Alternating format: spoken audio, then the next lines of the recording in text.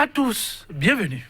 Fouille minutieuse de voyageurs et de véhicules, des centaines de camions chargés de marchandises bloqués. Depuis le 20 août, mesdames, messieurs, la libre circulation des personnes et des biens est mise à rude épreuve à la frontière bénino-nigériane de Sémé-Craqué. Le Nigeria a ainsi mis en exécution sa menace de fermeture de sa frontière. L'opération viserait à faire sérieusement face aux problèmes de sécurité transfrontalière tels que la contrebande, le terrorisme, le banditisme armé, la prolifération des armes de tout genre. Une mesure protectionniste en somme, mais dont l'impact serait sans commune mesure pour les pays frontaliers directs. Indignation, frustration sont dans l'ensemble les sentiments partagés.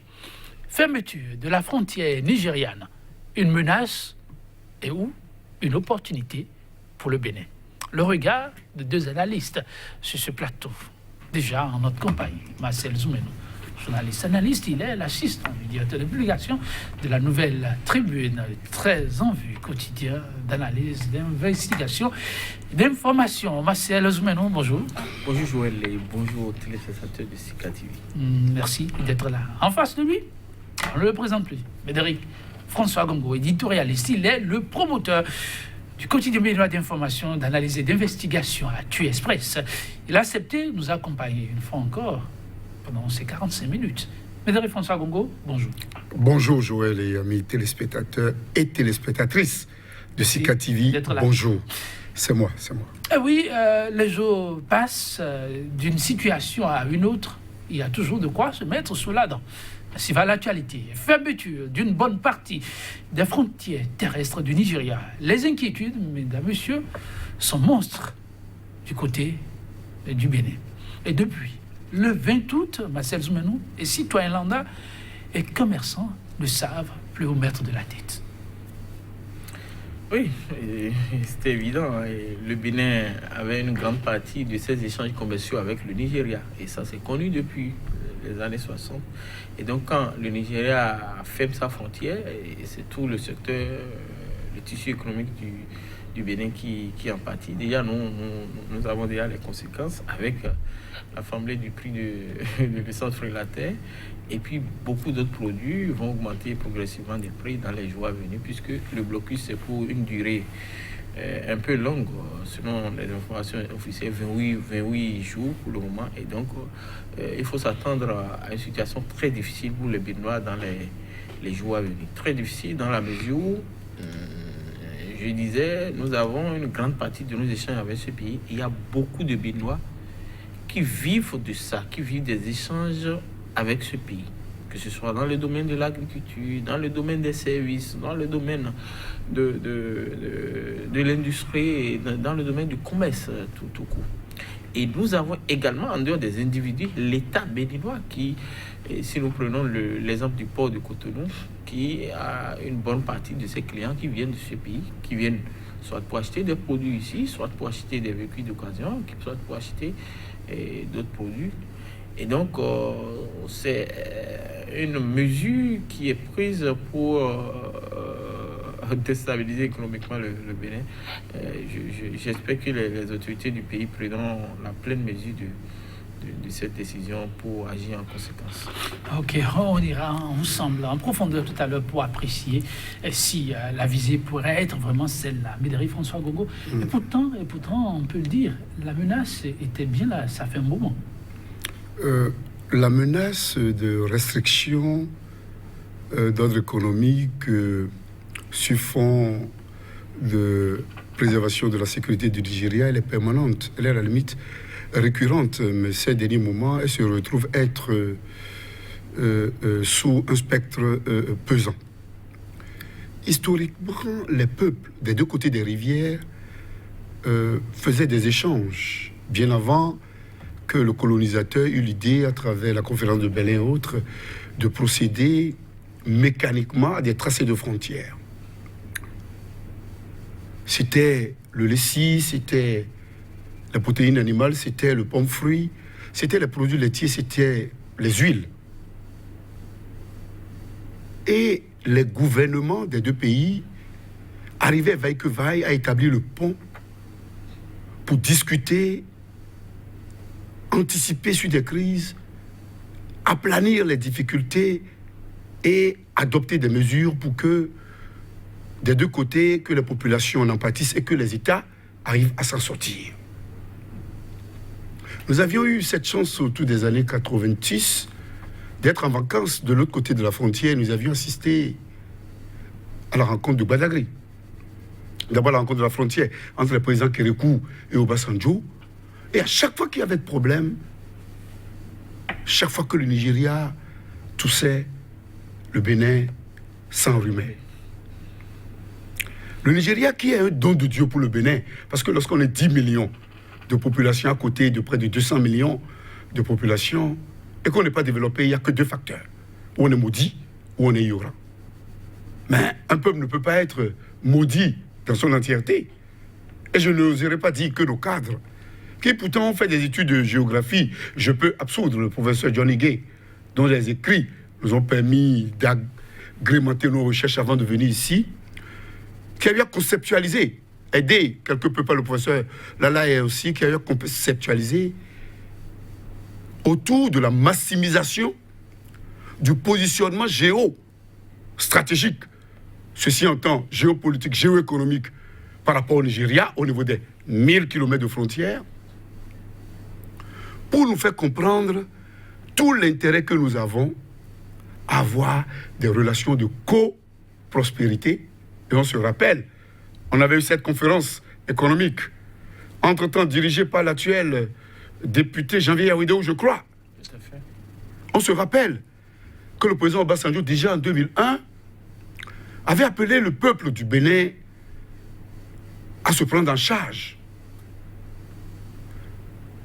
On se rappelle que beaucoup d'efforts ont été effectués pour que le Bénin ne soit plus simplement une terre de réexploitation, mais que, en phase avec les règles de l'espace communautaire CEDEAO, que le Bénin devienne une terre de production.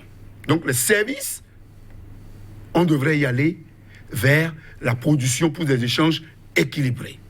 Durant tout le temps, il y a eu des tentacules, il y a eu des efforts, des forats ont eu lieu, des rencontres ont eu lieu, tout a été conceptualisé. Et pourtant, personne n'a voulu franchir le grand pas. L'opérationnalisation voulait dire? Oui. Aujourd'hui, nous le voilà encore une fois, pour des raisons officiellement accalquées dans la logique des opérations habituelles. Mais lorsqu'on fouille... Avant d'en arriver aux fouilles, quand on reste au niveau de ces opérations officiellement avancées, est-ce que le Bénin n'a pas encore une occasion rêvée pour essayer déjà de mettre en application tout ce qui a été envisagé jusque-là et qui n'a souffert que de l'opérationnalisation? Vous savez, je voulais donner l'exemple qui constitue, selon nos investigations, la goutte d'eau qui a fait déborder le vase, notamment l'absence de scanner au poste de contrôle de Igoroidi Roko, conformément à l'accord signé au mois de février entre les deux pays. Ce qui, selon nos investigations, conduit systématiquement le trafic vers ses mains où les deux États ont des scanners. Au niveau du Diroko, l'État nigérien a son scanner, mais l'État béninois, pour des raisons que nous ignorons, n'a pas pu devoir acheter ou n'a pas pu faire les démarches qu'il faut pour l'avoir. L'opération a été lancée, pour ce qui a été annoncé. Donc, mais ça n'existe pas. L'inexistence de ce scanner du côté du Bénin, la partie béninoise, aurait conduit à une baisse drastique du trafic à ce niveau et mettre des douaniers nigérians au chômage durant une période considérable, depuis février. Les mêmes sources nous renseignent que c'est un lobby de douaniers qui aurait actionné le président, qui avait certainement d'autres éléments. Il y avait la nervosité de Dangote, il y avait des difficultés qu'on a créées, par exemple, à Adenuga Junior, il y avait le fait que l'actuel président de la République n'a pas cru devoir s'ouvrir comme ses prédécesseurs, aux occupants du palais d'Abuja. Il y a beaucoup d'événements, mais la goutte d'eau qui a fait déborder le vase se trouverait être cette affaire d'absence de scanner, le chômage technique des douaniers au poste du Diroko, le lobbying pour amener le chef de l'État nigérian à accélérer quelque chose qui pouvait. Alors, comment faire pour sortir de cet engrenage? Officiellement, ce sont les raisons avancées par le gouvernement.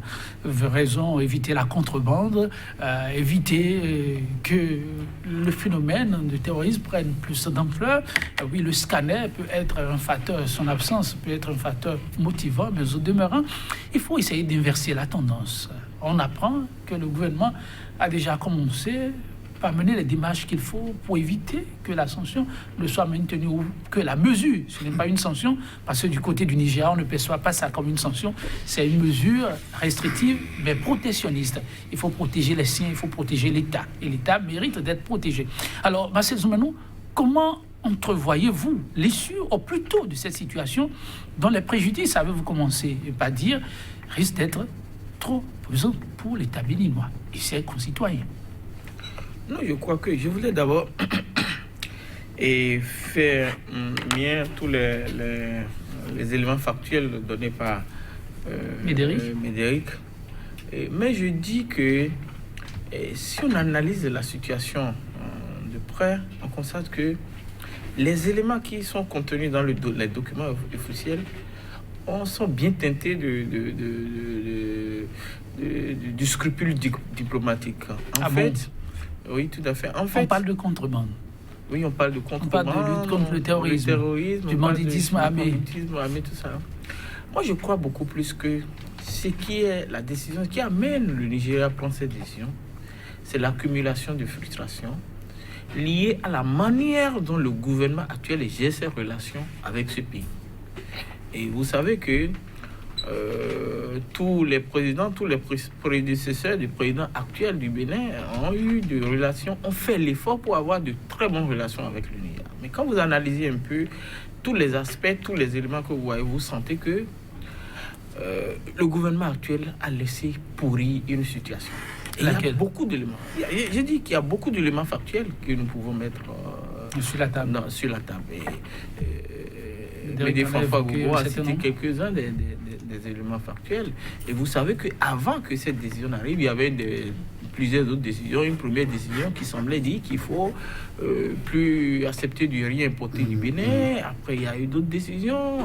Il y a eu cette déclaration de Aliko Dangote, l'homme le plus riche du continent, et qu'on a banalisé ici, et qui disait... je vais le paraphraser, on ne peut pas, un pays normal ne peut pas accepter d'avoir le Bénin comme voisin. Et donc, normalement, si on était dans une situation où la santé des relations diplomatiques entre le Bénin et le Nigeria préoccupait les autorités, on devait prendre cela au sérieux. Parce qu'on sait qu'au Nigeria, ces hommes d'affaires, en tout cas ceux qui sont de l'élite, ont une influence sur le régime politique, tout en n'étant pas politique comme ce que nous faisons ici. Donc, nous avons laissé une situation pourrie, et c'est la conséquence du pourrissement, ce que nous observons aujourd'hui. Qu'est-ce qu'il faut faire? Je ne sais pas. Je pense que le gouvernement est dans une opération de sauvetage, de déminage. Et selon les informations, il y a une délégation qui est partie là-bas pour rencontrer les autorités, mais quand l'acte est posé, quand le Nigeria décide de prendre une telle décision, qui quelque part est en violation des principes de libre circulation des personnes et des biens, qui est un principe de l'espace CEDEAO, je rappelle que cette CEDEAO a son siège dans ce pays. Si le Nigeria décide de fermer les yeux sur cette disposition communautaire, c'est qu'il y a vraiment d'autres raisons qui ne sont pas encore dites et d'autres raisons qui ne figurent pas dans les documents officiels. Je dis que ce que nous observons aujourd'hui, ce n'est que la partie visible de l'aspect. On essaiera d'aller au-delà pour voir ce que ça peut cacher l'officiel. Mais avant, Médéric, oui, il y a un point que Marcel vient de soulever qui a intrigué certains, mis d'autres hors d'eux-mêmes. Comprendre qu'il y a quand même un accord qui existe, qui reste un élément déterminant. La libre circulation des personnes et des biens. Lorsqu'on a souscrit à cela et qu'on prend une mesure comme celle-là, même si on avait menacé plus d'une fois, donc je pense que c'est violer et brûler la politesse carrément à un voisin. Et ça fait quand même pas amical. Vous savez, les tests ne sont pas isolés. Les convergences économiques ne sont pas détachées des exigences relatives au respect des principes démocratiques universellement admis et de l'état de droit. Et si l'on doit procéder par parallélisme de forme, je puis vous dire que tout comme le gouvernement béninois a décidé de méconnaître les exigences politiques de l'espace CEDEAO, notamment par rapport au protocole additionnel, par rapport au respect du délai qui devrait séparer l'adoption des tests finaux et la tenue de scrutin, tout comme il a été presque imposé à notre pouvoir de procéder à un début de décrispation de la situation sociopolitique en libérant l'ancien président Boni Yayi après que le Godfather Obasanjo, ensemble avec l'ancien président ghanéen Kufuor, à la suite des éminences grises du continent et d'ailleurs, à la suite des institutions sur le plan bilatéral, multilatéral, ont appelé au respect des principes démocratiques. Et pourtant, toutes ces structures n'ont pas été suivies. Pas par la ligne de forme. Comment voulez-vous que le Nigeria, bien que logeant le siège de la CEDEAO, traite avec le Bénin avec respect? Parce que le Bénin même méconnaît les tests de la CEDEAO avec, j'allais dire, aisance et plaisance. Je me refuse d'établir très rapidement une relation entre les mesures de protectionnisme qui peuvent nous amener à constater des incursions sur nos territoires, qui peuvent nous amener à constater des extrapolations dans certains États. Parce que ne l'oublions pas, la décision peut venir du gouvernement fédéral, mais les États ont également leurs spécificités qu'ils font valoir de temps à autre par rapport à ces mesures. Lorsque je m'interdis, comme je l'ai dit, d'établir rapidement un pont entre l'économique et le politique, mais je vois que je n'ai pas trop de marge. Je suis coincé, je suis alésant parce que les esprits avertissent, ne tarderont pas à dire, et pourtant, il y a toujours eu des problèmes entre le Bénin et le Nigeria. Et ça, c'est vrai. Ça s'est toujours réglé. Tout à fait. Et celui-ci, ça va se régler. Mais cette fois-ci, nous avons comme l'impression que le Bénin n'est plus un pays sûr pour le Nigeria. Comment ça? On nous a parlé du riz. Quand on interroge, je vais en venir. Quand on interroge un peu les journaux nigérians suite à l'événement de la Peñari, on peut avoir les raisons de douter que le Nigeria reste assis sans rien faire pour surveiller les entrées et les sorties, peut-être des armes, peut-être des individus suspects, des deux côtés de la... Ça rencontre de l'officiel. Vous parlez du riz. Mais bien avant qu'on ait le riz, on avait les véhicules d'occasion qui représentaient une activité qui brassait beaucoup d'argent et qui occupait beaucoup de citoyens des deux côtés. Mais depuis que le chef de l'État est là, cette filière est complètement à terre. Parce que les priorités des hommes d'affaires du pouvoir en place ne se retrouvent pas au niveau des échanges entre le Nigeria. Ça se retrouve au niveau du coton. Ça se retrouve au niveau du port. Avec la sûre... Le président nigérien ne trouve pas que ce soit un commerce vraiment prolifique pour son État. Mais vous savez, entre les deux peuples, oui. Entre les deux peuples, il y a toujours eu des échanges. Je vous ai parlé tout à l'heure du lait, de pommes fruits, des protéines animales, des huiles, des produits laitiers. même des médicaments prétendument qualifiés de faux, circulaient des deux côtés des frontières, mettaient en commun des communautés qui ont des relations séculaires. À tel enseigne que, au niveau des mariages, des deux côtés des rives, on arrive difficilement à faire la différence entre dans quel pays l'on est.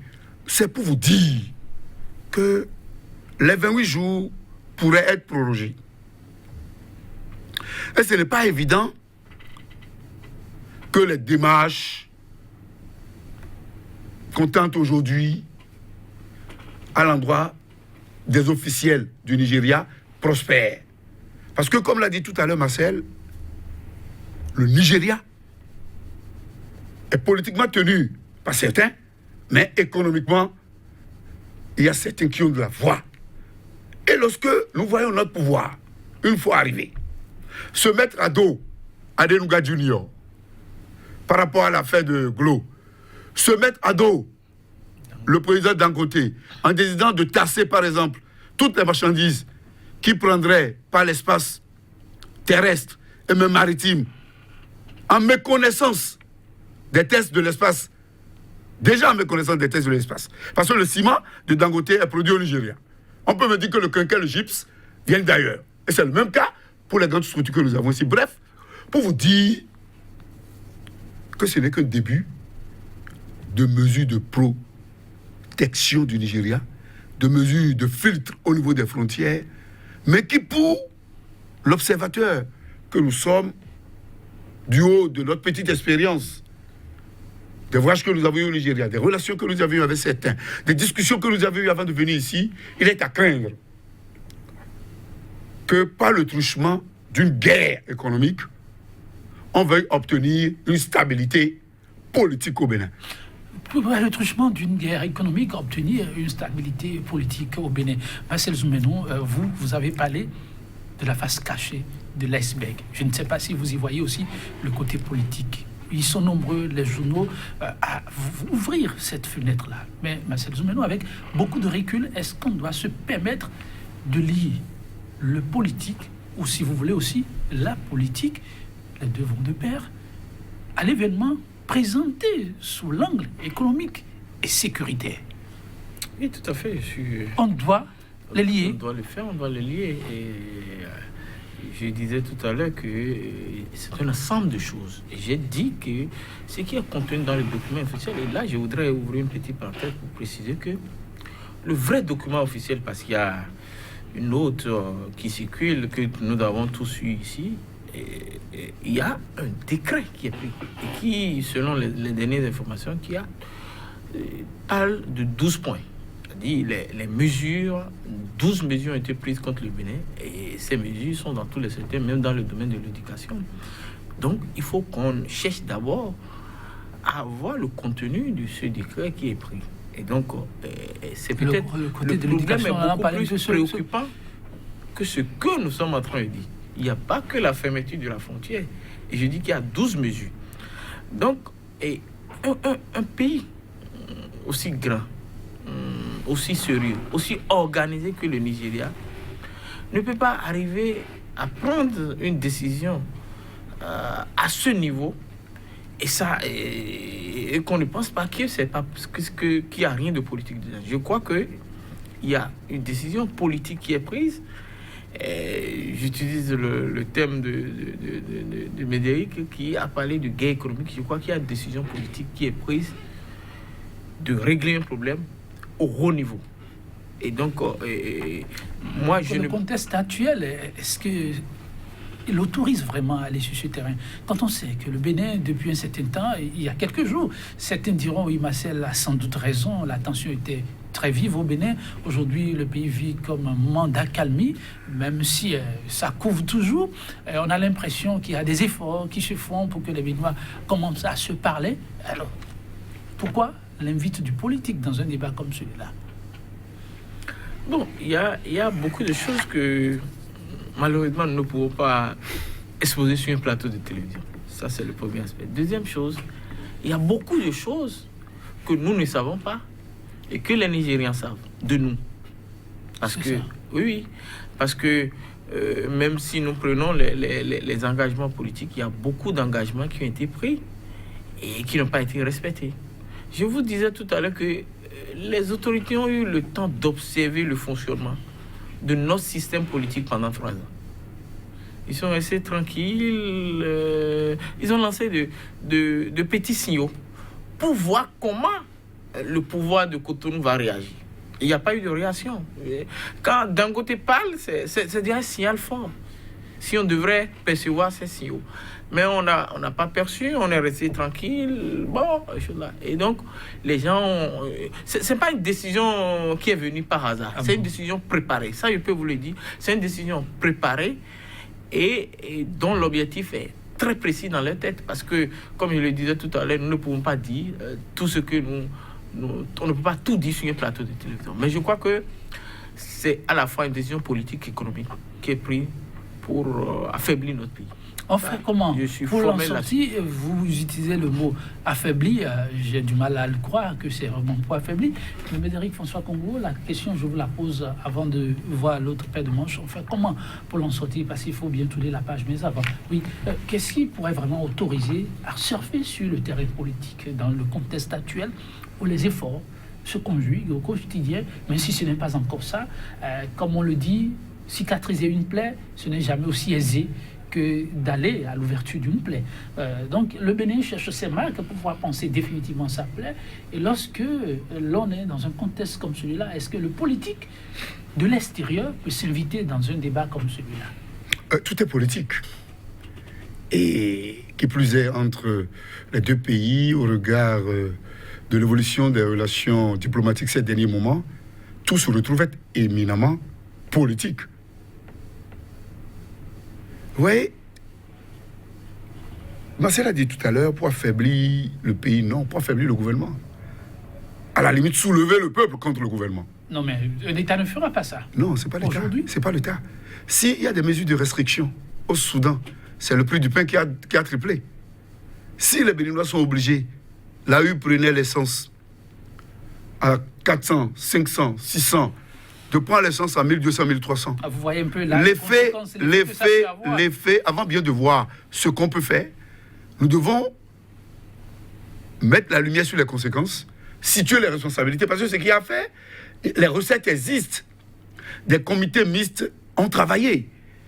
La conférence entre les deux pays économiques qui a eu lieu, les documents existent toujours.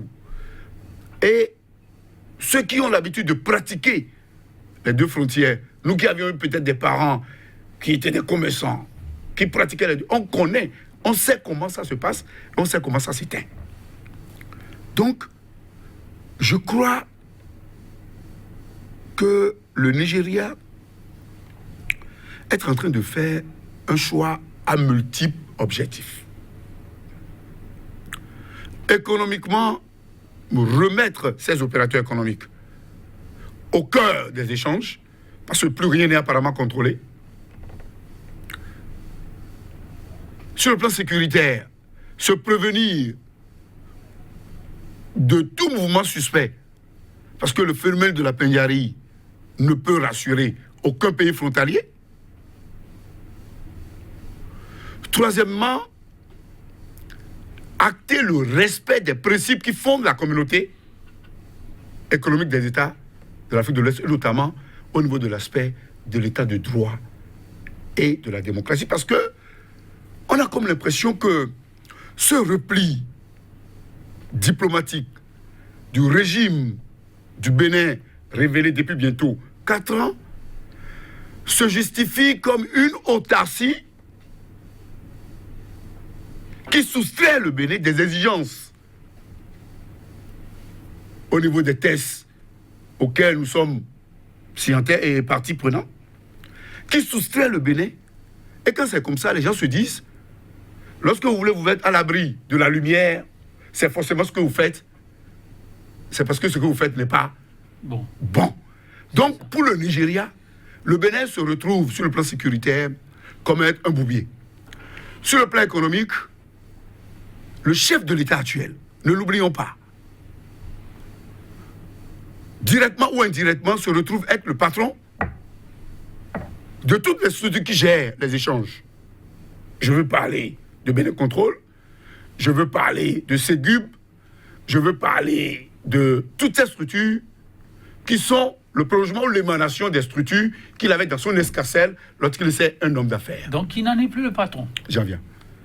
Au même moment, les Nigérians, ils ont une intelligence politique et économique au Bénin. Vous ne pouvez pas avoir 1000 kilomètres avec un pays sans avoir des hommes et des femmes qui sous couvert travaillent matin, midi, soir pour renvoyer les rapports, renvoyer les bilans et donner une lecture exacte de la situation du Bénin, de manière à mener les Nigérians à anticiper sur d'éventuels débordements. Parce que ce qui se passe au Bénin, vous avez parlé tout à l'heure d'un calme. Non, nous avons écrit la fois dernière. C'est un calme caractérisé par un silence assourdissant qui pourrait préluder d'une tempête. Et nous voyons déjà les effets. Nous avions annoncé ça quelques jours avant. Nous voyons déjà les effets de la tempête. Parce que, au terme des règles de la CPI, on ne peut plus déloger un régime comme on le veut. Les effets collatéraux peuvent nous amener à être restés devant la haie. Mais tel que ça se passe aujourd'hui au Bénin, où aucune institution ne peut se prévaloir d'une relative liberté pour prendre ses décisions, où la criette a été décriée encore par l'Union européenne il y a quelques jours au cours d'un déjeuner, qui menace de suspendre la coopération sur le plan juridique avec le Bénin, où on arrive difficilement à établir la frontière entre les biens propriétés des hommes du clan au pouvoir et les biens propriétés de l'État béninois. Bref, sur tous les plans, le Bénin est instable. Et dans ce cas de figure, bon, ne venez pas demander au Nigeria de dire seulement je ferme les frontières simplement.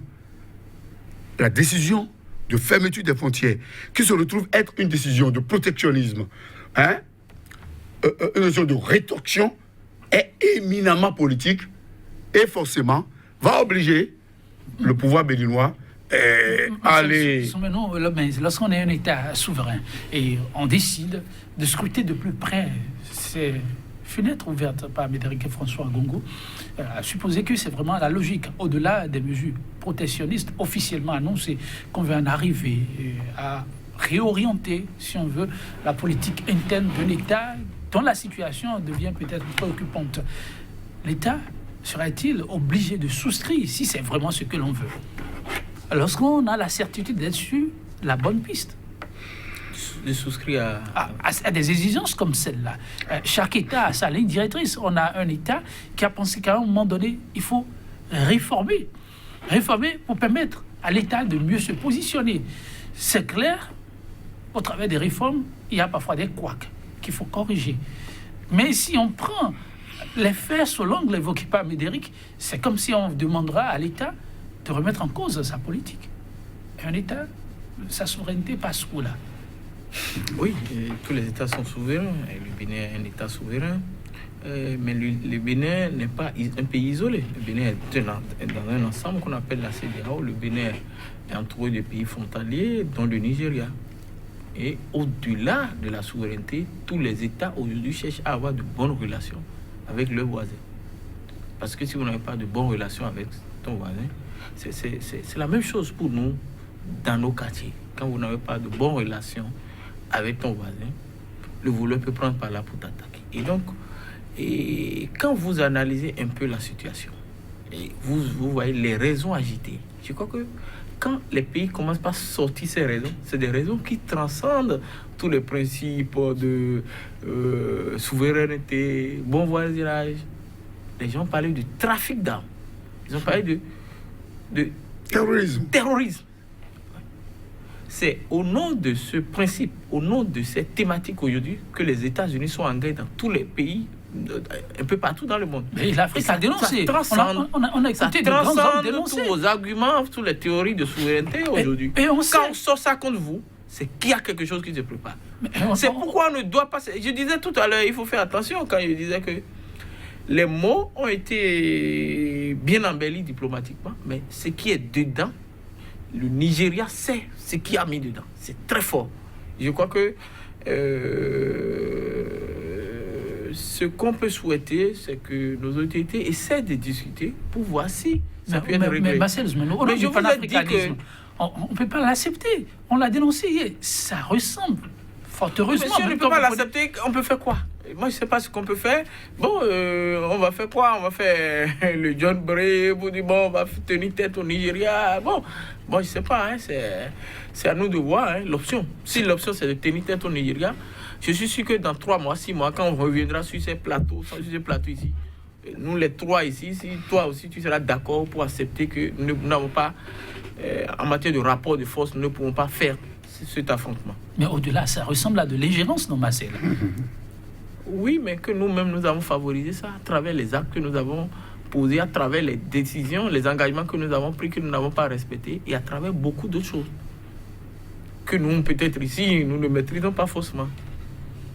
Alors, face à une situation pour le moins complexe, et qu'on décide quand même d'aller de l'avant, parce qu'il faut aller de l'avant, assez de chantiers qui attendent, et pour lesquels on a fait le choix difficile de demander un certain nombre de sacrifices aux concitoyens.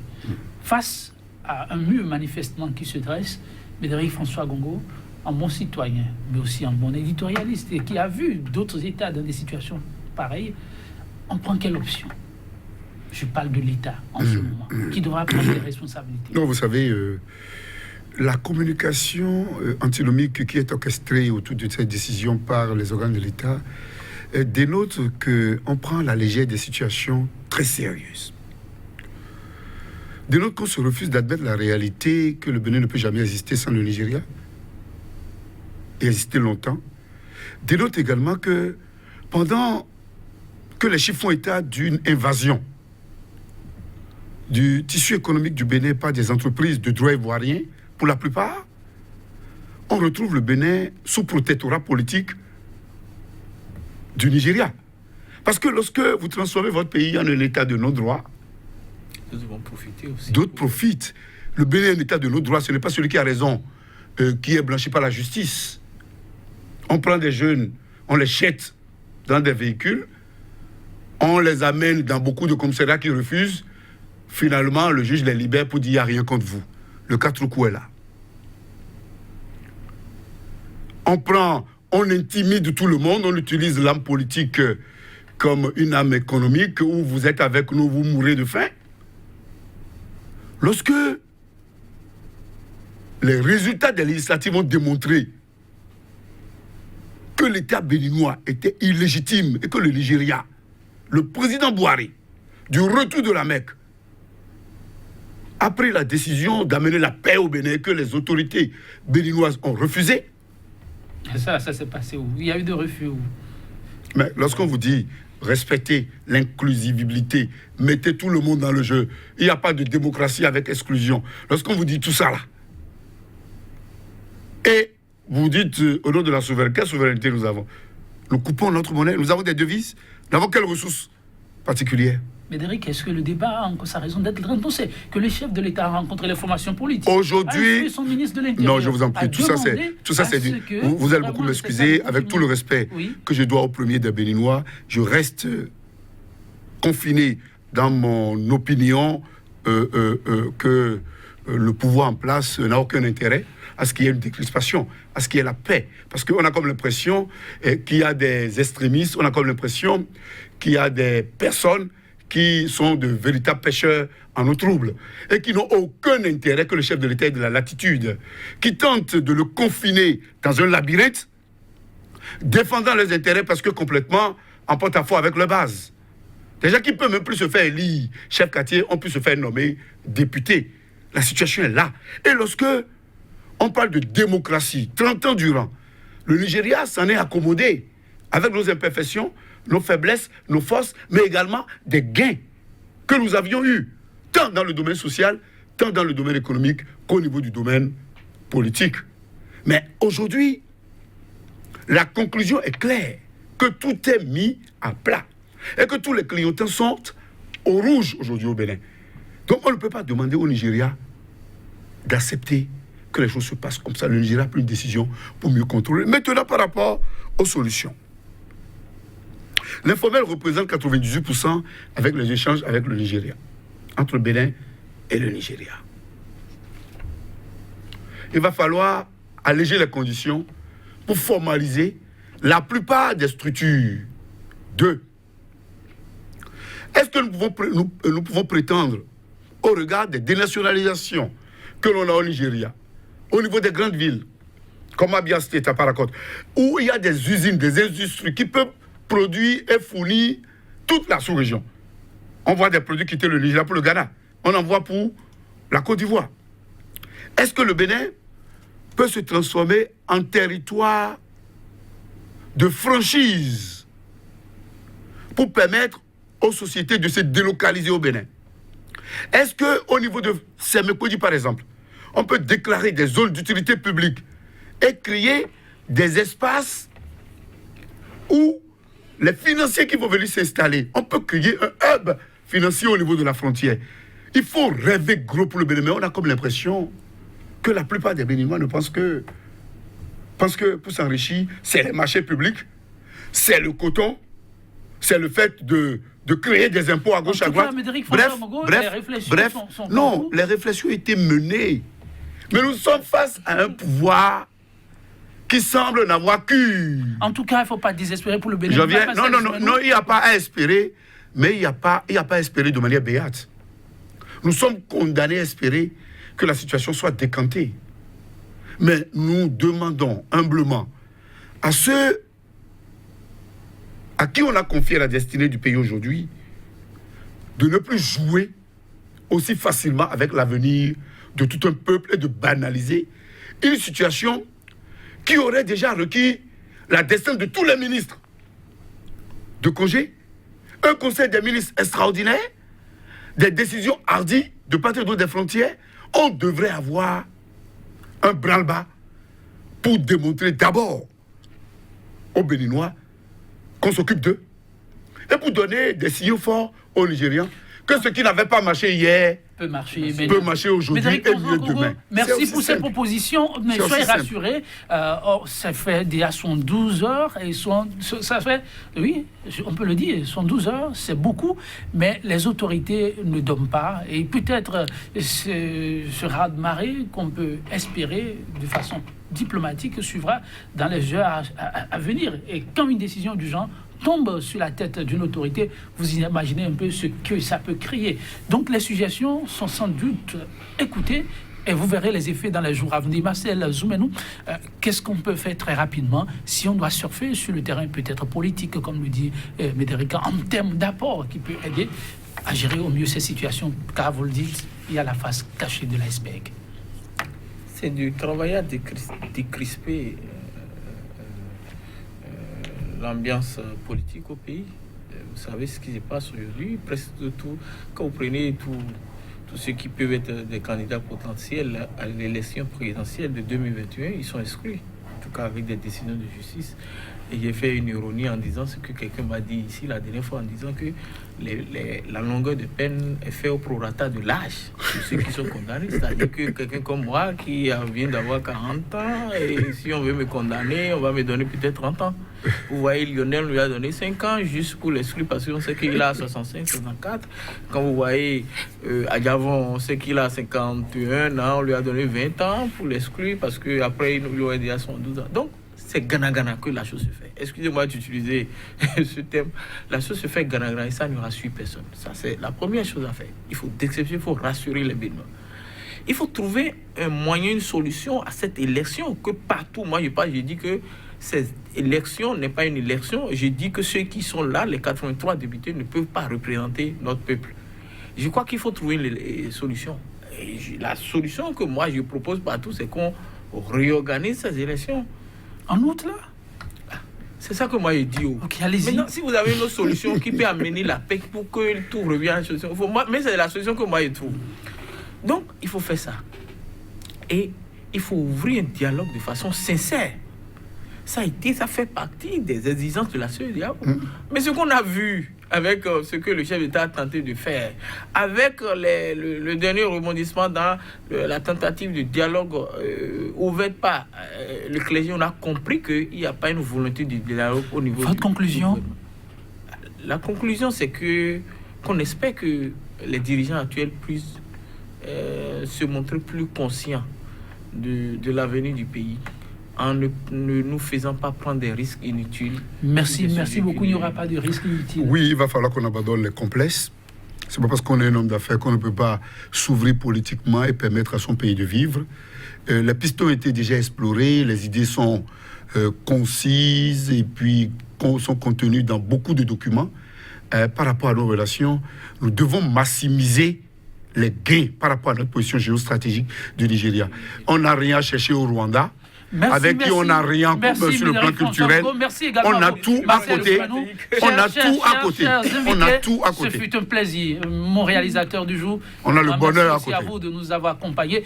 Chers téléspectateurs, pour l'émission du jour, ce sera toujours Fausse Compagnie, sur cette citation du célèbre écrivain de Lesotho, Thomas Mofolo. Et il en vint à se dire qu'ici-bas, dit-il, c'est la force plutôt que la justice qui assure la vie. Que sur cette terre, intelligence, puissance, gentillesse, honnêteté, tout cela appartient en définitive à celui-là qui sait manier un bon gourdin. Mesdames, Messieurs, prenez soin de vous. Chaque jour est une vie. À très bientôt.